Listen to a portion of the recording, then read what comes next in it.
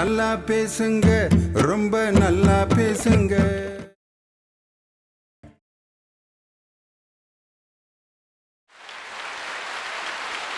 நாங்கள்லாம் காலேஜில் படிக்கும்போது ஒரு பெரிய அற்புதமான இசைக்குன்னே ஒரு படம் வந்துச்சு, நினைத்தாலே இனிக்கும்னு. ரஜினியும் கமலும் சேர்ந்து நடித்த படம், தேனிசை மழையினே வந்துச்சு. அதில் எம்எஸ் விஸ்வநாதன் பாடுவார், ரஜினி சாருக்கு பாடியிருப்பார் ஒரு பாட்டு. சம்போ சிவசம்போ ஜெகமே மந்திரம் புவனே மந்திரம் மனிதன் எந்திரம் சிவசம்போ நெஞ்சம் ஆலயம் நினைவே தேவதை தினமும் நாடகம் சிவசம்போ ரம்பம் டரடி ரம்பம் டரடி ரம்பம் டிம்பம் டரடி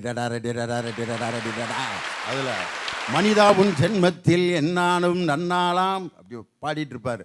இது ஒரு மகுடியினுடைய இசை, பாம்பாட்டி ஊதுற மகுடியினுடைய இசை எடுத்து அப்படியே ஒரு பாட்டு வெஸ்டர்ன் மியூசிக்கில் போட்டு, அதே மாதிரி 3 மதத்துக்குரிய பாடல்களையும் எம்எஸ் விஸ்வநாதன் பாடியிருக்காரு. முருகன் பாட்டு பாடணுமா?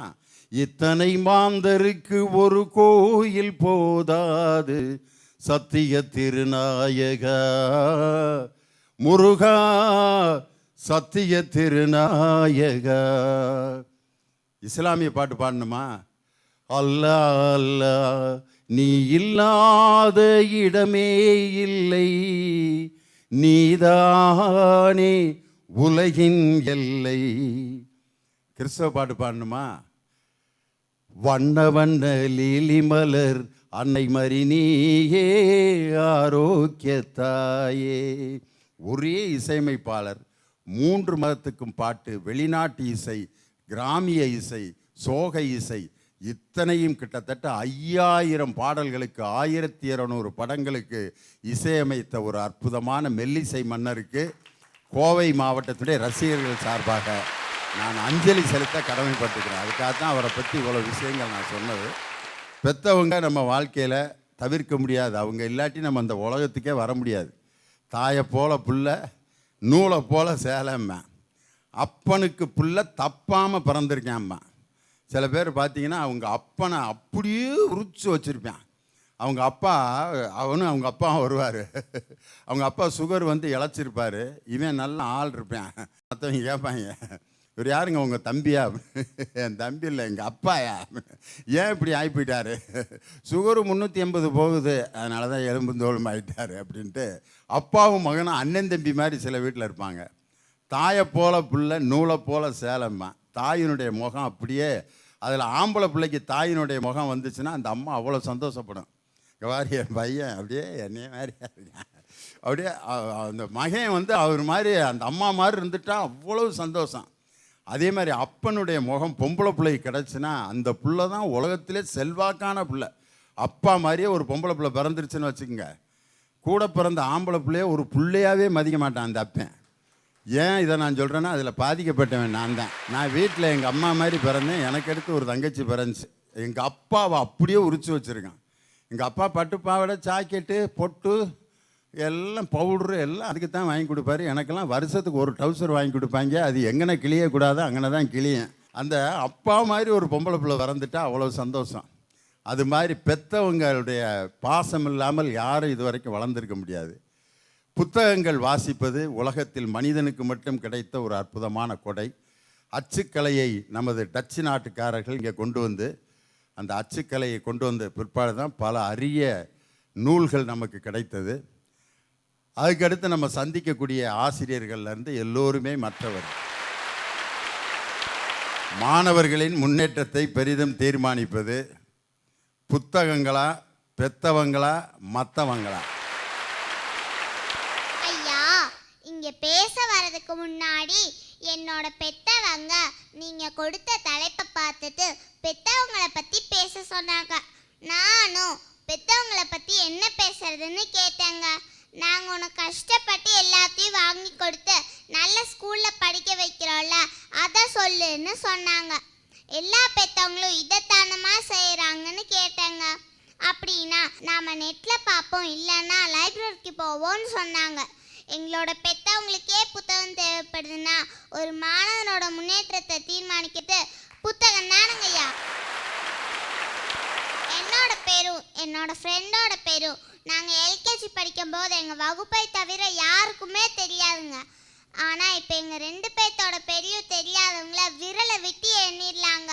அதுக்கு காரணம் நாங்கள் 2 பேரும் ஸ்கூலில் படிக்கிற புத்தகம் மட்டும் இல்லாமல் திருப்பாவை, திருவெம்பாவை, பகவத்கீதை போன்ற புத்தகம் தாங்க எங்கள் முன்னேற்றத்தை தீர்மானிச்சுது. அதை நாங்கள் 2 பேருமே ப்ரைஸ் வாங்கினனால எல்லோரும் பாராட்டினாங்க. இங்கே பெற்றவங்கன்னு பேச வந்தவங்களும் சரி, மற்றவங்கன்னு பேச வந்தவங்களும் சரி, நல்லா கேட்டுக்கோங்க. உங்கள் 2 பேர்த்தோட முன்னேற்றத்தையும் தீர்மானிக்கிறது புத்தகம் தாங்க. ஐயா, இன்னைக்கு நம்ம கலைஞர் ஐயாவே பெற்றவங்களுக்கும் மற்றவங்களுக்கும் ஒரு புத்தகமாக இருக்கிறது யாராவது இல்லைன்னு சொல்ல முடியுங்களா? ஐயா, இன்னைக்கு இருக்கிற எல்கேஜி குழந்தைங்கலேருந்து காலேஜ் படிக்கிறவங்க வரைக்கும் ஃபேஸ் புத்தகம் இருக்கு. ஆனால் ஃபேஸ் புத்தகமே இல்லாத காலத்தில் அன்புன்னா என்ன, பண்புன்னா என்னன்னு எல்லோருக்கும் சொல்லி கொடுத்து அதை ஓலைச்சுவடியிலையும் எழுதி வச்சாங்களே, அதுவும் புத்தகம் தாங்க. ஐயா, நம்ம தமிழ் தாத்தா ஊவே சாமிநாத தாத்தா தான் ஓலைச்சுவடி எல்லாம் தேடி தேடி கொடுத்தாராம். அவர்னால தான் நாம் இன்னைக்கு நம்ம முன்னோர்களை பற்றி தெரிஞ்சு அன்போடையும் பண்போடையும் ஒற்றுமையாக இருக்கோமாம். ஐயா, நம்ம எல்லாரும் காலையில் எழுந்திரிச்ச உடனே நம்ம பெத்தவங்க முகத்தில் தான் முழிப்போம். ஆனால் விக்டோரியா மகாராணி நம்ம திருக்குறள் புத்தகத்தை தான் முதல்ல பார்ப்பாங்களாம். கடைசியாக ஒன்று சொல்லிக்கிறேங்க ஐயா, நம்ம அன்னையர் தினம், தந்தையர் தினம்லாம் கொண்டாடுவோம். அதே மாதிரி சரஸ்வதி பூஜைக்கு புத்தகத்தை வைத்து கொண்டாடுவோம். சரஸ்வதி பூஜைக்கு தான் நவராத்திரிங்கிற பேரில் 9 நாள் லீவு கிடைக்குது. இந்த மாதிரி லீவில் தான் ஒரு மாணவன் தன்னோட அறிவை, செல்வத்தை, வீரத்தை பற்றி எல்லாம் தெரிஞ்சு சாமி கும்பிட்றான். பாப்பா பாட்டி எழுதிய பாரதி என்கிற மாணவனையும், இந்திய அரசியல் சாசனத்தை எழுதிய அம்பேத்கர் என்கிற மாணவனையும், தொல்காப்பிய பூங்கா எழுதிய கலைஞர் என்கிற முத்தமிழ் அறிஞரின் முன்னேற்றத்தை தீர்மானிச்சது புத்தகம் தானே சொல்லி என் உரைக்கு திரையிடுகிறேனுங்க ஐயா. நன்றி, வணக்கம். இந்த வயசில் இருக்க பிள்ளைங்கள்லாம் முதல்ல வெக்கப்படுங்க, ரொம்ப யார்கிட்டையும் போகாதுங்க. அதை அவங்க அம்மா பெருமையாக வேற சொல்லும், என் பிள்ளை யார்கிட்டையுமே போக மாட்டாங்க, ரொம்ப சை டைப்பு. வீட்டில் என்னையை தவிர வேறு யார்கிட்டையும் அவள் எதுவும் பேச மாட்டேன். இது ரொம்ப பெருமையா? உன் பிள்ளைய நீயே கெடுத்து குட்டிச்சவர் ஆக்கியிருக்கான்னு அர்த்தம். மடியிலேயே போட்டு போட்டு யார்கிட்டையுமே அந்த பிள்ளைய கொடுக்காம வளர்ந்து வீட்டை விட்டு எங்கேயும் போகக்கூடாது அப்படின்னே வளர்க்குறது. அதனால் பிள்ளைங்களை இது மாதிரி மற்றவர்களோடு பேச வைப்பது, தைரியமாக ஒரு மேடையை சந்திக்க வைப்பது ஒரு மிகப்பெரிய விஷயம். அது வசுந்தரா புத்தகங்கள் தான் பேசுனது இன்னும் பெரிய விஷயம். இந்த வயதிலேயே புத்தகத்தினுடைய அந்த அருமையை உணர்ந்த அந்த குழந்தையை நான் மனதார பாராட்டுறேன். 10 மாசம் சுமந்து பெத்து தன் ரத்தத்தை பாலா கொடுத்து வளர்த்தவ அண்ணன்.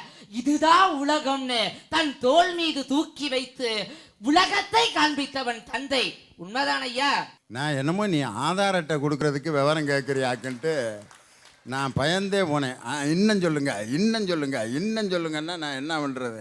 கடைசிக்கு பார்த்தா அவர் பாயிண்ட்டுக்கு இடத்த பிடிச்சிட்டாரு பாருங்க. நான் பள்ளிக்கூடம் சென்ற போதிலும் செல்லாத போதிலும் தன்னை முருங்கை குச்சிகளால் அடித்து பள்ளிக்கு போய் விட்டு வந்த பிறகு என்னை அடித்ததை நினைத்து உருகும் ஒரு உள்ளம் அன்னை மட்டும்தான் ஐயா. தாமஸ் ஆல்வா அது என்ன முருங்கை குச்சியில் அடிச்சிருக்காங்க, அதுலதான் ஐயா வலிக்காது. அதனால தான் விவரமா எங்கள் அப்பாலாம் புளியங்கொம்பு தான் எடுத்து வெளுத்த அது பாட்டுக்கு ஓடிக்கிட்டே இருக்கான். காரணம் என்னன்னா சாட்டை மாதிரி இருக்கான் அந்த புளியங்கொம்பு. என்ன செய்ய சொல்கிற? நீ கொடுத்து வச்ச மகாராஜன் உங்கள் வீட்டில் முருங்கை மரம் இருக்கிறதுனால தப்பிச்ச. எங்கள் வீட்டுக்கு வரிசையாக புளிய மரமாக தான் இருந்துச்சு. எங்கள் அப்பா கப்புன்னு ஒட்டிக்க ஒரு இழுப்பு, அவ்வளோதான். தாமஸ் ஆல்வா எடிசனை பற்றி உங்கள் எல்லாத்துக்கும் தெரியும். 2000 கண்டுபிடிப்புகளுக்கு மேலே பல கண்டுபிடிப்புகளை கண்டுபிடிச்சிருக்காரு. அவர் பள்ளிக்கு போனப்போ அவங்களுடைய ஆசிரியர் என்ன தெரியுமா சொன்னாரு? உனக்கு 2 காதுகளும் கேட்காது, நீ படிப்பதற்கு லாக்கியற்றவன், வெளியேறுன்னு சொன்னாங்க. உடனே அவங்களுடைய தாயார் அவர்களை அரவணைத்து அருமையான பாடங்களை கற்பித்து கொடுத்து உலகமே வெளிச்சத்தில் இயங்கிக் கொண்டிருக்கிறது. இந்த மேடையும் வெளிச்சத்தில் இயங்கிக் கொண்டிருக்கிறதுனா அதற்கு காரணம் அவருடைய பெத்தவர் தான் ஐயா. மறுக்க முடியுமா? கும்பகோணத்தில் நடந்த தீ விபத்து யாருக்காவது ஒருவருக்காவது நினைவு இருக்குதா? நான் நினைவு கூர்றையா. அப்பத்தான் உங்களுக்கே தெரியுது கும்பகோணத்தில் அப்படி ஒரு சம்பவம் நடந்திருக்குன்னு. உங்களுக்கு மட்டுமல்ல, அந்த பள்ளியில் பணிபுரிந்த ஆசிரியர்களுக்கும் தெரியாது யாராருன்னு.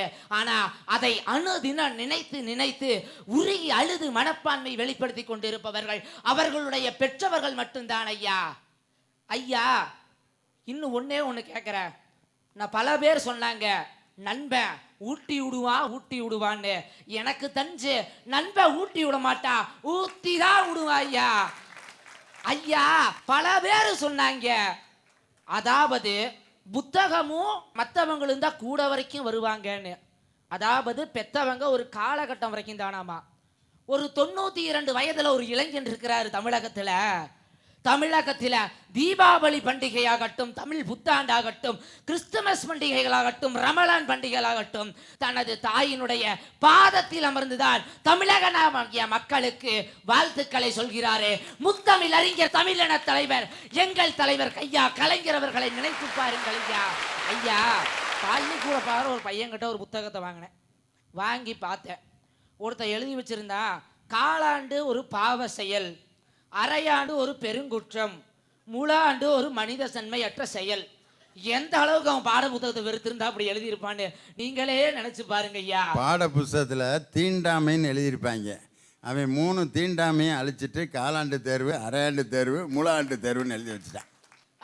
அடுத்தது என்னுடைய பெத்தவன் என்ன தெரியுமா நினைப்பா, என் மகன் நேரா பள்ளிக்கூடம் போகணும்னு தான் நினைப்பா. ஆனா போற வழியில நிப்பான் பாரு என்னுடைய நண்பன், மாப்பிள இப்பத்தான் வீட்டிலேருந்து வந்த போல இருக்குது, வா அப்படியே ஜாலியாக படத்துக்கு போகலாம், என்னத்தை கண்டோம் பாடசாலைக்கு போயின்னு சொல்லுவா. அப்படி இருக்கிறவனா உடன் வரைக்கும் கடைசி வரைக்கும் வருவா. பெத்தவனுடைய புத்தி வரைக்கும் தாயா கடைசி வரைக்கும் வருவோம். ஐயா, ஒரு பேச்சு திறமையுடைய ஒருவரோட கல்லறையில் எழுதி இருக்கிறே, தயவு செய்து கைத்தட்டி விடாதீர்கள், அவர் எழுந்து பேச ஆரம்பித்து விடுவார் அப்படின்னு. அப்பனா என்ன தெரியுது, மற்றவர்களுடைய கைத்தட்டல்கள் உற்சாகம் இருந்தா செத்த போனம் கூட எந்திரிச்சு பேசும்யா. மத்தவங்க இருக்கிறத இப்ப இத்தனை பேர் சொல்றீங்கல்ல, வாயிலேயே வக்கணையா பேசுறீங்கல்ல பெத்தவங்க புத்தகங்கன்னு, இவங்கெல்லாம் கைத்தட்டலைன்னா நீங்க இன்னைக்கு இங்க வந்திருப்பீங்களா? இல்ல இத்தனை பேர் உங்களை தேர்வு செய்யலைன்னா 18 நட்சத்திரங்களா எங்களை ஜொலிச்சிருப்பீங்க இல்லையா? ஐயா, நான் 1.5 வயசுல பேச ஆரம்பிச்சேன். 6 வயசு வரைக்கும் திக்கி திக்கி பேசிட்டு இருந்தேன். எங்க அம்மா என்ன பேச வச்சாங்க. சரி, எங்க அம்மானாலதான் பேசுறேன். ஆனா இன்னைக்கு இங்க பேச்சாளனா நின்னுட்டு இருக்கேன்னா அது என்னோட ஆசிரியரோட உறுதுணைப்புனாலதான் ஐயா. தாய்மொழிக்கு என்ன அர்த்தம்னு எனக்கு தெரியாது. தமிழ் மொழியை நான் இவ்வளவு சரளமா பேசுறேன்னா அதற்கு என் தாய் ஊட்டிய மொழிதான். இருந்தாலும் தமிழ் மொழியை நான் தெளிவாக பேசுகின்றேன் என்றால் என்னை தமிழால் வார்த்தெடுத்த என் ஆசிரியர் என கூட்டிய மொழிதாயா. இப்ப அந்த அக்கா சொன்னாங்க, ஆசிரிய பணியே அறப்பணி, அத அறப்பணியா செய்யறாங்க, யாரும் முழுப்பணியா செய்யறது இல்லைன்னு. ஆமா, ஒத்துக்கிறோம், மறுக்கல. அவங்க அதுக்கு மேலையும் செய்யறாங்க. அதனாலதான் ஒவ்வொரு வருஷமும் 10ஆம் வகுப்பு பொதுத் தேர்விலும் 12ஆம் வகுப்பு பொதுத் தேர்விலும் மாணவர்கள் அதிக அளவில் ஒரு வருஷமும் அதிகரிச்சுக்கிட்டே போறாங்க. இதுக்கு காரணமா இருக்கிறது ஆசிரியர்கள் மட்டும்தான். ஐயா, நான் ஒரு பொண்ணை லவ் பண்ணேன். அதை போய் நான் என் ஃப்ரெண்டு கிட்ட சொன்னையா. அவன் என்ன சொன்னானா, சரி மச்சி நீ கண்டினியூ பண்ணு அப்படின்னு சொன்னான். இதுவே நான் போய் எங்க அப்பாட்ட சொல்லி இருந்தேன்னா தோலை உரிச்சு தோரணமா கட்டி இருப்பார் என்ன.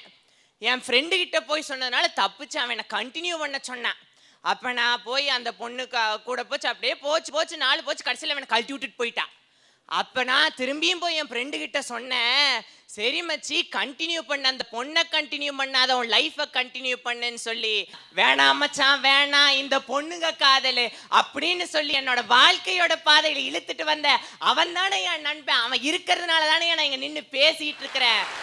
ஐயா, ஒரு மாணவன் போய் பெத்தவங்க கிட்ட சொல்றான், ஐயா என்னால புத்தகத்தை படிக்க முடியல அப்படின்னு அவங்க பெத்தவங்க கிட்ட போய் சொல்றான். அவங்க பெத்தவங்க சொல்றாங்க, நீ எதுக்குமே பயன்பட மாட்ட அப்படின்னு சொல்லிடுறான். அவன் குரு கிட்ட போறான். குரு கிட்ட போய், ஐயா என்னோட பெத்தவங்க என்ன இப்படி சொல்லிட்டாங்க, எனக்கு நீங்க ஏதாச்சும் வழி சொல்லுங்க அப்படின்னு சொல்றான். அப்ப வந்து அவர் எனக்கு ஏதாச்சும் குருதட்சணை தருவியான்னா, நான் ஒரு சின்ன பையன், என்னால என்ன தர முடியும் அப்படின்னு இந்த பையன் கேட்கறான். அப்ப அவர் சொல்றாரு, எதுக்கும் பயன்படாத ஒரு சருகு எனக்கு கொண்டு வான்னு சொல்றாரு. அவன் தேட போறான். போறப்ப ஒரு மரத்துக்கு கீழே நிறைய சருகு கீழே விழுந்து கிடக்குது. அதை அல்லலான்னு போறப்ப அங்க ஒரு மருத்துவர் வந்து சொல்றாரு, தம்பி அது பயன்படாதுன்னு நினைக்காத, அது மருத்துவ குணம் மிக்கதுன்னாரு. கொஞ்ச தூரம் போனா நிறைய இலையெல்லாம் கடந்துச்சு. அதை எடுக்கலான்னு போனப்ப அங்க இருந்த விவசாயி சொன்னாரு, தம்பி அது உரமா பயன்படுதுன்னு. சரின்ட்டு கொஞ்சம் தூரம் போனேன். அங்க குச்சியெல்லாம் கடந்தது. அதை எடுக்கலான்னு போனா ஒரு குருவி வந்து சொல்லுது, அது எனக்கு கூடா இருக்குதுன்னு. எதுவுமே கிடைக்கல. கடைசியில் ஆத்துல போய் உட்காந்து தண்ணி குடிக்கலான்னு போறான். தண்ணி எடுத்து வாயில வைக்கிறான். ஒரு இலை வருது. இலையை பார்த்து அவன் எடுக்கலாம். சரி, இது எப்படி கரையோதுங்கத்தானே போகுது, இது பயன்படாம தானே போகும் அப்படின்னு எடுக்க போறான். அதுல ஒரு எறும்பு இருந்து சொல்லிச்சு பாருங்க, தம்பி இது எனக்கு படகா இருந்த என்ன வழி நடத்தி செல்லுது, இது பயன்படாதுன்னு நீ நினைக்காத அப்படின்னு சொல்லுது. அப்புறம் அவன் எதுவுமே கிடைக்காம அந்த குரு கிட்ட போய் நிக்கிறான். அப்ப அவர் சொல்றாரு, ஒரு காஞ்ச சருகு கூட பயன்படாம இருக்கிறது இல்ல, இவ்வளவு பெரிய உருவமா இருக்கிற நீ எதுக்குடா பயன்படாம போற, நீ சத்தியமா இந்த உலகத்துல ஒரு இடத்துல நிப்படான்னு சொன்னாங்க ஐயா. உன்னை இந்த ஊருக்கு தெரியுமோ, ஒரு தெருவுக்கு தெரியுமோ, அது எனக்கு தெரியாது. உன்னை உனக்கே தெரிய வைத்தது முற்றும் தெரிந்த ஒரு ஆசிரியராக, ஒரு மற்றவராகத்தான் இருக்க முடியும் ஐயா. இன்னைக்கு மாணவர்களின் முன்னேற்றத்தை பெரிதும் தீர்மானிப்பது புத்தகம் தான் பேச வந்திருக்கேன். எனக்கு முன்னாடி பேசினவங்க எல்லாம் சொல்றாங்க, நல்லாவும் பேசினாங்க, நல்லதையே பேசினாங்க. ஆறில்லா ஊருக்கு அழகுப்பால், இது பழமொழிங்க ஐயா. நான் சொல்றேன், நூலகமில்லா ஊருக்கு அறிவுப்பால்னு சொல்றேன். ஏன் தெரியுமா? அந்த காலத்துல பெண்கள் படிக்கணும்னு நினைச்சாங்க, அதுக்கு கூட மறுப்பு தெரிவிச்சது இந்த பெத்தவங்களும் மத்தவங்களும் தானே. அப்புறம் எப்படிங்க சொல்ல முடியும் மாணவர்களின் முன்னேற்றத்தை பெரிதும் தீர்மானிப்பது பெத்தவங்கன்னு மத்தவங்கன்னு? ஐயா, உங்ககிட்ட ஒன்று கேட்குறேன்.